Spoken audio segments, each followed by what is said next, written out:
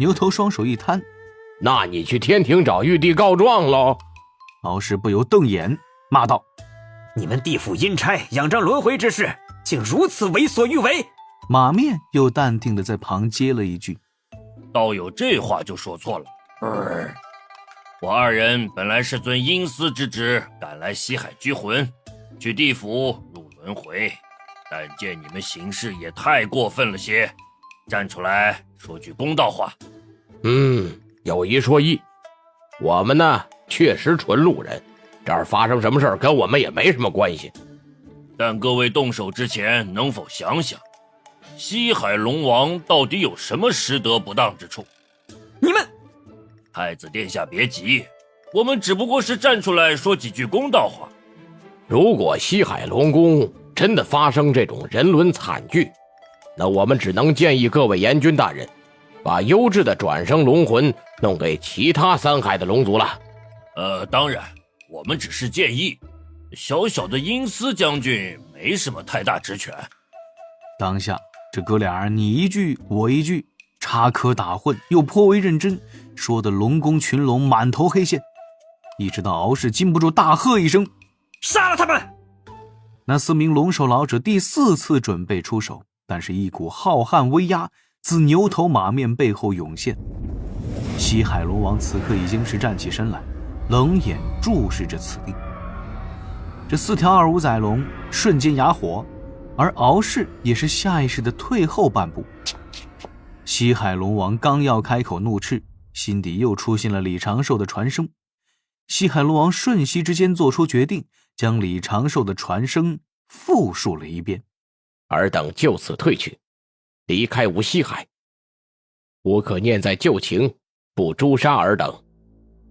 敖氏冷笑：哼，父王莫非觉得2名地府阴差就可扭转今日之局？孩儿数10次上谏，父王视若无睹，吾族竟对这般微弱天庭卑躬屈膝。父王可知，你站在那天庭玉帝面前俯首称臣的样子像什么呀？像一只摇尾乞怜的老犬。西海龙王沉默一阵，李长寿传声道：龙王爷莫要被他给激怒，此时当以大局为上，若龙王与龙母无恙，西海龙宫自不会就此倒下。此时要做的就是拖住他们，还请龙王爷按我的提示回话。西海龙王缓声一叹，目中流露出少许悲悯，视线扫过敖氏身后那些熟悉的面孔。西海龙王又道：敖氏，让你身后的人出来吧。今日既然已经撕破面皮，何必再畏畏缩缩？你们既然有恃无恐，何不光明正大的站出来？父王，你怕了。敖氏突然笑了一声，淡然道：父王，你竟会失计拖延，想等3位叔伯前来救援？不必多想了，他们很快也会自顾不暇。父王不如就此退位，交出一缕龙魂，孩儿自不会为难父王。但父王若继续执迷不悟……敖氏轻轻吸了一口气，手中宝剑举起，浑身金光大作。为了龙族中兴，孩儿只能送父王一程。各位，此刻还不动手，更待何时？敖氏背后，各龙族高手齐声应诺，一股股气息汇聚而起。西海龙王面容露出了少许悲凉。此时殿内殿外总共数千身影蠢蠢欲动。敖氏一步向前，二五仔大军眼见就要再次发难。且慢！牛头又是一声大喝，硬生生的把对方的气势截了下去，气得几头老龙扑上来想要生撕了他们。但是这一次牛头淡定的道了句：你们要打打你们的，莫要伤及我们兄弟。我们只是来勾魂的，你们斗法师如果下手不够狠，魂魄还要由我们处置。我们地府阴司呢，从不干涉生灵厮杀，只负责渡魂轮回。言罢，牛头马面当着数百人的面，淡定地转过身，朝着大殿后侧的角落踏步而去。整个大殿落针可闻。等两巫走到角落，转过身来，还同时抬蹄做了一个请的手势。开始你们的厮杀啊！地府阴司勾魂使者竭诚为各位提供优质的战后服务。言罢，牛头在胸口摸出2只椰子，马面从袖中取出了2根芦苇杆，互相交换了一剑，熟练地敲破椰子壳，插入芦苇，雄壮的身躯靠在主殿墙壁上。这次不只是叛军一方，便是西海龙王身前的这些龙族高手，一个个也是额头挂满黑线。地府阴司的勾魂使者都这么欠的吗？牛头马面对视一眼，这俩兄弟眼底满是感慨。哎呀，这种体验，这种大摇大摆在一群高手面前走来走去，对方明明已经快结账，还不能直接动手的舒爽感，嘿嘿嘿嘿，无胜巅峰了，简直。而叛军一方已是没了耐性，敖氏怒吼一声：“杀了他们！”有龙族长老低声问：“殿下，是杀地府阴司，还是……”莫管阴司，今日为我龙族忠幸！敖氏眼底带着几分阴毒，提剑前冲，身后数百龙族高手齐齐跟随，而西海龙王身前的那数十名龙族高手也各自爆发威势，要拼死一战。但是一道浑厚的嗓音自主殿各处响起，震动四方云雾，各处响起了诵经之声，海水之中道韵流转，一缕缕玄妙的道韵肆意而出。这主殿正中出现了一抹金色光芒，这般异象让双方再次停下动作。就在这金光中，一缕缕水源流转，凝成了一株翠艳欲滴的葫芦藤，而这葫芦藤上结了7只葫芦，这7只葫芦汇聚了7道不同的道韵，在缓缓晃动。正此时，那葫芦藤下凭空现出一道身影，众龙定睛看去，却见来人白眉白发，清瘦面容，身着浅白宽袖长袍，手中提着一只拂尘，不是天庭水神李长庚又是何人？敖氏面色一变，众龙族高手更是面露震惊，不知这天庭水神为何会出现在此地。他们明明做了严密无比的防备，此前更是已经搜查过整个西海龙宫的每个角落。李长寿气定神闲，端着拂尘，目光扫过殿内殿外，笑道：“龙王爷暂且休息，此地由我摆平就是。”西海龙王叹了口气，对着李长寿拱手行礼，而后坐回宝座。忽听一声尖啸，一根紫色箭矢自殿外而来，直射李长寿的心脉。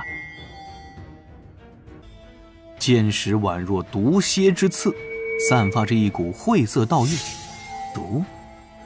李长寿眉头一挑，身周金光一闪而已，身形躲也不躲，毫无动作，只是静静地站在那儿，正面承受这一剑。却听叮的一声轻响，这紫剑竟然直接被挡飞了。李长寿的长袍连褶皱都无，身周一缕玄黄气息萦绕，随之引入自身。那根紫色箭矢却直接折断，被李长寿抬手甩出去的一口三昧真言烧了个干净。天地玄黄玲珑塔，万法不侵，非先天至宝不可破。李长寿其实一直有些不明白，为什么这般防御至宝非要顶在头上，让旁人知晓确切的防御宝物是什么？那不是平白把自身底牌露出去吗？在李长寿看来，唯一值得顶在外面的，那就是功德金身，因为功德金身是一份威慑，让圣人老爷对自己动手的时候也要存在一些忌惮。像此时玄黄塔隐而不显，躲在自己的元神处，下面这些二五仔龙龙们一个个看得都愣了。不知道他是如何挡飞那偷袭的箭矢的，从而更畏惧他几分，效果明显不同。李长寿轻笑了一声，呵呵，道友躲在殿外暗箭伤人，何不进来一叙？莫要躲躲藏藏了，你们的底细莫非贫道不知？李长寿的话语落下，殿外传来几声冷哼，一群身披斗篷浑身散发凶悍气息的身影涌入殿内，混在了龙族众高手中。正此时，旁边传来一阵呵呵的响动。李长寿扭头看去，做出眼前一亮的表情，笑道：哟，哈哈哈哈，两位地府使者也在。牛头马面嘿嘿一笑，牛头叼着芦苇杆：我们来此地勾个魂儿，水神不必管我们。马面甩了甩柔顺的鬃毛，淡定的道了一句：等会儿水神出手，还请留一些魂魄，我们等着回去交差。上面有一些指标，龙魂嘛也比较罕见，嘿嘿，魂儿啊，好说好说。李长寿笑道：对付这些宵小之徒，倒也不必非要贫道亲自出手。两位请看此宝。当下李长寿拂尘一扫，头顶的那葫芦藤缓缓落下，径直落在了龙族众龙、西方众凶兽的面前。葫芦之上流转着7股截然不同的道运，其中5股道运明显为5行之力。李长寿的身份，此前积攒了威势，以及刚刚肉身挡剑的强悍，此宝一出，让敖氏都是喉结震颤。这是什么宝贝？一名躲藏在斗篷之下的高手冷然道：水神，你莫非以为这是远古的那株仙藤，还可阻挡下我等？各位有所不知，贫道这株仙藤来历颇为不凡。言罢，李长寿拂尘一扫，拖时间嘛，为何非要打打杀杀呢？故弄玄虚这4个字发挥到极致就是了。浮尘之下，雷光闪耀，一条细细的闪电劈在了那葫芦藤最左侧的葫芦上。这葫芦炸开，其内金光涌动，一名身穿短衫短裤的童子翻着跟头就跳了出来。这个童子头戴红色小葫芦，浑身上下涌动着金仙境的气息，有一股锐金之意。他跳到地面之后，立刻连续10几个后空翻，又摆了一个简单的造型，开口低喝一声：我大瓦力大无穷。龙宫叛军一方齐齐皱眉，一龙立刻站了出来，刚要说他来对阵，忽听霹雳炸响，又有一道闪电劈砍在了葫芦藤上的第2个葫芦。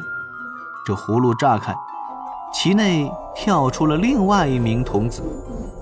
一番故意浪费时间的卖弄之后，这位童子在大娃的身边摆了个造型：我2瓦千里顺风。随之，我3瓦钢筋铁骨。我4瓦掌控天火。我5瓦吸干四海。我6瓦。众龙族定睛看去，却是只闻其声不见其人，又下意识地抬头看向那根葫芦藤，发现其上的第6只葫芦确实是裂开的，没错呀。就听刚刚那声音传来处，又传来一声引迹前行。于是大部分龙族看向了第7只葫芦。李长寿故意卖了个关子，迟迟不甩浮尘。大殿之中的氛围越发凝重，此前落下的6只葫芦童子，除却第6只有些让人摸不着头脑之外，其他5只气息勾连，隐隐凑成某种阵势。但仅凭这些，如何能够抵挡得住他们如此多高手的发难？敖氏双眼一眯，冷然道：水神，这就是你的手段？李长寿微微一笑，心底算了一下3路高手的踪迹，发现自己已经完成了大半任务。再次甩动浮尘，又是一道闪电砸在第7只葫芦上。那葫芦裂开，其内竟然飞出了一道曼妙的身影。这是一位妙龄少女，站在那六娃身旁，脸红红的甩了一下手中的方帕，嗲嗲的道了一句：我七娃讨厌了啦。不少年轻一点的龙族高手脚下一滑，顿时倒成一团。西海龙宫主殿中，李长寿正侃侃而谈，详细介绍自己这7只葫芦之灵少许奇异之处。距离李长寿本体所在不过数十丈，充斥着海水的乾坤之外，大法师眯眼笑着，时不时地暗中观察一下远处的云霄仙子。大法师对这一次的战事也算是投入了此前从未有过的热情，就是这大法师关注的点有些与众不同，尽是去看云霄仙子的反应了。万一云霄觉得李长寿哪一点做的不美，误会李长寿性子太过跳脱，大法师就会立刻传声提醒李长寿一句，让李长寿展现出当日灵豹金蝉子的那一面。虽然李长寿被金蝉子追赶几万里的样子确实是有些狼狈，但是大阵定住金蝉子后，李长寿头都不回，看都不看背后灵豹场面的身影，确实也有点小帅，这才是首要大事。然后大法师很快就发现自己多虑了，云霄仙子的眸子越来越亮，似是对李长寿这般行事颇为欣赏。